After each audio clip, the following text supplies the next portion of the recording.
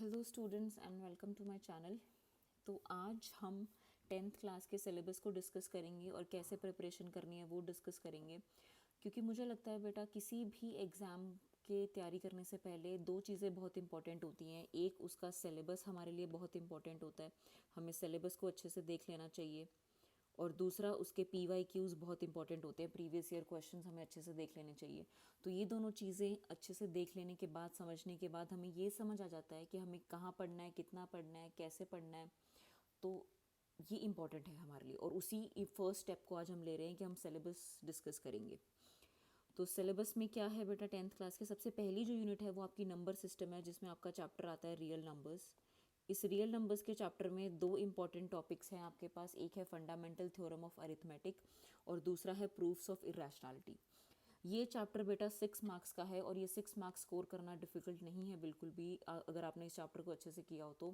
क्योंकि इसमें set type के क्वेश्चंस है, बिल्कुल फिक्स्ड क्वेश्चंस है कि prove that 6 raised to the power n can not and with the digit 0 for any power of n, और या फिर prove that so and so number is an irrational number, या फिर HCF और LCM पे कोई स्टेटमेंट बेस्ड क्वेश्चंस आ जाएगा। तो इसमें से ज़्यादा वैरायटी ऑफ क्वेश्चंस है नहीं, तो इसीलिए इस चैप्टर को प्रिपेयर करना और इन 6 मार्क्स को अपनी जेब में डालना बहुत ईजी है। नेक्स्ट चलते हैं एलजेब्रा की तरफ। एलजेब्रा में आपके आते हैं 4 चैप्टर्स, जिसमें से आपका जो पहला चैप्टर है वो है पॉलिनोमियल्स। दूसरा चैप्टर जो है आपका पेयर ऑफ लीनियर इक्वेशंस। तीसरा चैप्टर है आपका क्वाड्रेटिक इक्वेशंस एंड चौथा चैप्टर है आपका अरिथमेटिक प्रोग्रेशंस। ये 4 चैप्टर्स आते हैं, और ये चारों चैप्टर्स की वेटेज काफ़ी अच्छी है, 20 मार्क्स। अब अगर इनपुट आउटपुट रेशो देखा जाए बेटा, इनपुट आउटपुट रेशो क्या होता है कि कितनी मेहनत करके आपको आउटपुट में कितने मार्क्स मिल रहे हैं। तो इस एल्जेब्रा यूनिट का इनपुट आउटपुट रेशो बहुत अच्छा होता है। अच्छा क्यों होता है? क्योंकि ये चारों चैप्टर्स बहुत इजी हैं। इजी इन द सेंस कि अगर इनको आप अच्छे से एक बार समझ लें, इनके अच्छे से प्रैक्टिस कर लें क्वेश्चंस को, और फिर PYQ क्वेश्चंस कर लें, तो गलत होने के चांसेस बहुत कम होते हैं, क्योंकि सारा कैलकुलेशन बेस्ड है। ठीक है, समझना है और क्वेश्चंस को करना है, फॉर्मूलाज हैं, फिक्स तरीके हैं क्वेश्चंस को करने के। तो अनटिल अनलेस आप बहुत सिली मिस्टेक ना करके आए, इस चैप्टर में से मार्क्स नहीं जाते हैं। तो इसीलिए ये 20 मार्क्स ईजी है लेना, ये भी डिफ़िकल्ट नहीं है इतना। थर्ड देखते हैं कोऑर्डिनेट ज्योमेट्री। कोऑर्डिनेट ज्योमेट्री में अगेन आपके पास सेक्शन फार्मूला आ जाता है, मिड पॉइंट फार्मूला आ जाता है और डिस्टेंस फार्मूला आ जाता है। ये 3 फार्मूलाज हैं, और इन्हीं पे बेस्ड आपके पास क्वेश्चंस आएंगे, और ये अकेला चैप्टर आपका 6 मार्क्स का है। तो 20 + 6 + 6 ये 32 मार्क्स जो हैं आपके लिए बहुत ईजी है स्कोर करना, अगर आपने अच्छे से किया हो तो इन सारे के सारे चैप्टर्स को। और अच्छे से करने का ऐसा भी कुछ नहीं है कि इनको दिन रात लेके बैठे रहना है, नहीं। एक बार अगर आपने दिल लगा के इनको अच्छे से कर लिया, कॉन्सेप्ट समझ लिए, इनको बार बार करने की ज़रूरत भी नहीं पड़ेगी। सिर्फ क्वेश्चंस लगाओ कुछ हर टाइम पे, हर संडे को, या जब भी आपका मन करता है, और and you are good to go with these chapters. तो ये है बेटा इन सब का। और अगर आपको नहीं पता है तो मेरे चैनल पे मैं 15 मई से क्लासेस स्टार्ट कर रही हूँ। अब क्लासेस में मुझे पता है, जैसे क्लासेस का नाम आता है सबके दिमाग में आता है कि तो पेड क्लासेस होंगी या कुछ ऐसा होगा। ऐसा नहीं है बिल्कुल भी। बिल्कुल फ्री वीडियोस मिलेंगी आपको, और ऐसा नहीं है कि मैं 4 वीडियोस दे के फिर बोलूँगी कि अब आप मेरा पेड कोर्स लें। नहीं, आपको पूरे सिलेबस की एब्सोल्युटली फ्री वीडियोस मिलेंगी। इवन लेसन वीडियोस के साथ साथ आपको वर्कशीट्स भी दी जाएंगी, फिर वर्कशीट्स के सॉल्यूशंस भी प्रोवाइड किए जाएंगे, एक्सप्लेनेशंस के साथ पूरा प्रॉपर, आपको कोई डाउट नहीं बचेगा।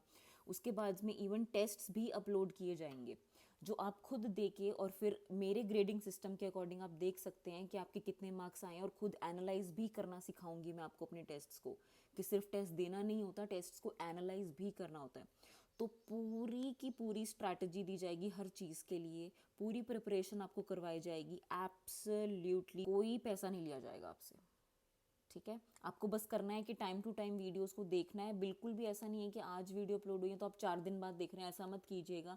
बिल्कुल मेरे साथ साथ चलते रहिएगा, वरना हम बाकी बच्चों के साथ वर्कशीट्स कर रहे होंगे और आप अभी फर्स्ट चैप्टर की वीडियो पे ही होंगे। तो ऐसा ना करें, साथ के साथ चलते रहें। ठीक है, चलिए वापस आते हैं अपने सिलेबस पे। तो अब है बेटा हमारे पास ज्योमेट्री। ज्योमेट्री में क्या करना है हमें? ज्योमेट्री में हमारे पास 2 चैप्टर्स आएंगे, ट्राइंगल्स एंड सर्कल्स। सर्कल्स भी इजी है बेटा, टेंजेंट्स के कुछ प्रूफ्स करने हैं, थ्योरम्स हैं। अब जिन बच्चों को थ्योरम्स पसंद नहीं है उनको हो सकता है ये चैप्टर्स थोड़े से डिफिकल्ट लगे, बट जनरली ये चैप्टर्स ठीक है, मीडियम लेवल के मानती हूँ मैं इनको, कि इनमें से कभी कभी होता है कि कोई ट्रिक क्वेश्चन बन जाए और यहाँ बच्चा किसी एक आधे क्वेश्चन में फंस जाए। लेकिन अगेन जब अगर आपने सारे टाइप के क्वेश्चंस कर लिए होंगे, इतने सारे कॉन्सेप्ट्स आपके क्लियर हो जाएंगे, तो उसके बाद कोई डाउट बचता नहीं है कि आपका एक आधा नंबर भी इधर उधर जा सकता है। क्योंकि मेरा टारगेट बेटा हमेशा 100 मार्क्स का होता है। मैं कभी किसी स्टूडेंट को ये नहीं बोलती हूँ अपने कि आप 99 देखें या आप 95 पे जाएं, 90 जाए।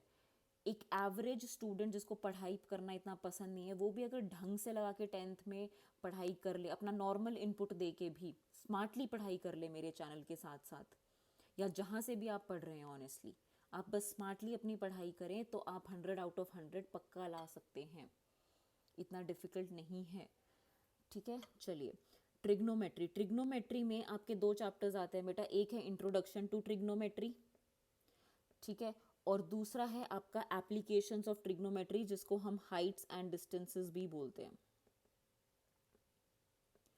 अब इंट्रोडक्शन टू ट्रिग्नोमेट्री में क्या होता है, अब ये आपके लिए नया कॉन्सेप्ट है, ये ऐसा कॉन्सेप्ट है जो आपने पहले नहीं पढ़ा है कभी, ट्रिग्नोमेट्री, और इसी पे बेस्ड फिर हमारा दूसरा चैप्टर बनता है हाइट्स एंड डिस्टेंसेस, जहाँ पे हम ट्रिग्नोमेट्री को यूज़ करते हैं। अब ट्रिग्नोमेट्री के क्वेश्चंस ऐसे होते हैं जो बच्चे थोड़ा डिफिकल्ट समझते हैं, कि क्योंकि ऐसे क्वेश्चंस होते हैं इसके कि एकदम से कुछ भी करना पड़ जाता है। हमें क्या पता कि इस क्वेश्चन में हमें कॉस थीटा से डिवाइड करना था या साइन थीटा से डिवाइड करना था, या इसको कन्वर्ट करना था, नहीं करना था। तो मैंने वो प्रॉब्लम भी अपने बच्चों की सॉल्व की है पिछले कई सालों में। उनको मैंने एक फिक्स्ड वर्कशीट दी है पूरे एग्जाम्पल्स के साथ, जिसमें मैंने 60 एग्जाम्पल्स डाले हैं। इन 60 एग्जाम्पल्स, ये एग्जाम्पल्स वो एग्जाम्पल्स हैं जो ना मैंने क्लास में करवाए हैं, तो क्लास में अलग एग्जाम्पल्स करवाए जाएंगे, अलग क्वेश्चंस करवाए जाएंगे, बट ये 60 एग्जाम्पल्स आपको अलग से दिए जाएंगे, और ये मैंने ढूंढ ढूंढ के हर ट्रिक कॉन्सेप्ट वाले इकट्ठे किए हैं क्वेश्चंस ओवर द ईयर्स। तो अगर आपने ये 60 एग्जाम्पल्स अच्छे से कर लिए और मेरी क्लासेस में जो क्वेश्चंस देती हूँ वो अच्छे से कर लिए, तो आपको ट्रिग्नोमेट्री का कोई क्वेश्चन भी नहीं फंसेगा। मैं ये नहीं बोल रही हूँ कि उसी में से क्वेश्चन आएगा बोर्ड्स में, नहीं, मैंने बोर्ड का पेपर नहीं बनाया है, ठीक है, लेकिन मेरा कहने का मतलब है कि जो कॉन्सेप्ट आप इन 60 क्वेश्चंस में लगा लेंगे, उन्हीं कॉन्सेप्ट पे लगता हुआ क्वेश्चन आ जाएगा, आपका कोई ना कोई कॉन्सेप्ट वहाँ पे क्लिक हो जाएगा पेपर में। So you need not to worry about that. Okay, next है आपका मेंजुरेशन। मेंजुरेशन में आपके अगेन दो चैप्टर्स आते हैं। First is areas related to circles and the second is surface areas and volume. अब बेटा सरफेस एरिया और वॉल्यूम तो आप 3D शेप्स का आपने 9th क्लास में भी किया है, यहाँ पे कॉम्बिनेशन आ जाएगा कि एक स्फेयर के साथ एक सिलेंडर को कंबाइन कर देंगे, या एक कोन के साथ एक सिलेंडर को कंबाइन कर देंगे, एक कोन के साथ एक हेमीस्फेयर को कंबाइन कर देंगे। तो इस टाइप की चीज़ों के हमें सरफेस एरिया एंड वॉल्यूम्स निकालने होंगे। अब मेंसुरेशन के क्वेश्चंस में क्या इंपॉर्टेंट है, एक तो फॉर्मूला याद रखना, वो तो इंपॉर्टेंट है ही कि आप सही जगह पे सही फॉर्मूला लगाना सीखें, कि कहाँ कर्व्ड सरफेस एरिया का फॉर्मूला लगेगा, कहाँ हमें पूरा सरफेस एरिया चाहिए। लेकिन इंपॉर्टेंट ये भी है यहाँ पे कि आपकी कैलकुलेशन स्ट्रांग हो, आपकी कैलकुलेशन को आपको स्ट्रांग करना है। तो उसके लिए मैं बोलूँगी कि आप अभी से काम शुरू कर दें, अपने टेबल्स को स्ट्रॉन्ग करें, स्क्वायर्स को, क्यूब्स को, अपनी डिवीजन को, मल्टीप्लिकेशन को स्ट्रॉन्ग करें। बिकॉज मेंसुरेशन में क्या होता है, टाइम बहुत ज़्यादा लगा देते हैं बच्चे कैलकुलेशन वीक होने की वजह से, और अपना पेपर फिर कंप्लीट नहीं कर पाते हैं। तो इसीलिए कैलकुलेशन मेंसुरेशन के लिए बहुत इंपॉर्टेंट है, और ये दोनों चैप्टर्स हमारे पास आएंगे बेटा 10 मार्क्स के। एंड लास्ट आपका है statistics and probability. Statistics and probability आता है आपका 11 मार्क्स का। स्टैटिस्टिक्स में वही आपका मीन, मीडियन एंड मोड आ जाएगा, इस बार ग्रुप डेटा का। और प्रोबेबिलिटी में आपकी सिंपल प्रोबेबिलिटीज़ आएंगी ऑफ इवेंट निकालना, तो उसमें कॉन्सेप्ट्स आपको लगाने होंगे रियल लाइफ प्रॉब्लम्स पे प्रोबेबिलिटी के, तो ये सब आएगा। तो ये था बेटा पूरा आपका 80 मार्क्स का सिलेबस। आई होप आपको सारा समझ आ गया होगा कि कौन कौन सा चैप्टर आएगा और कैसे कैसे आएगा।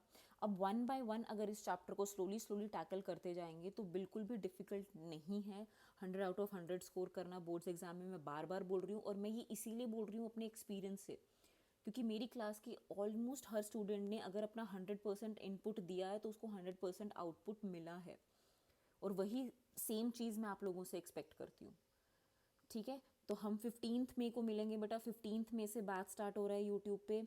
आप प्लीज़ चैनल को सब्सक्राइब कर लीजिए ताकि आपके पास नोटिफिकेशन आ जाए जैसे ही वीडियोस अपलोड हों वन बाय वन। और फर्स्ट वीडियो में मैं आपको या मैं अलग से एक वीडियो भी अपलोड कर दूंगी जिसमें मैं दिखाऊंगी कि आपको कैसे कैसे क्या क्या करना है, कैसे वीडियोस अपलोड होंगी, कैसे वर्कशीट्स मिलेंगी, कैसे टेस्ट्स आपको करने हैं। तो वो भी धीरे धीरे आपको अलोंग द वे सब कुछ बता दिया जाएगा। Need not to panic. Okay, so all the best for your preparations बच्चे। Bye bye.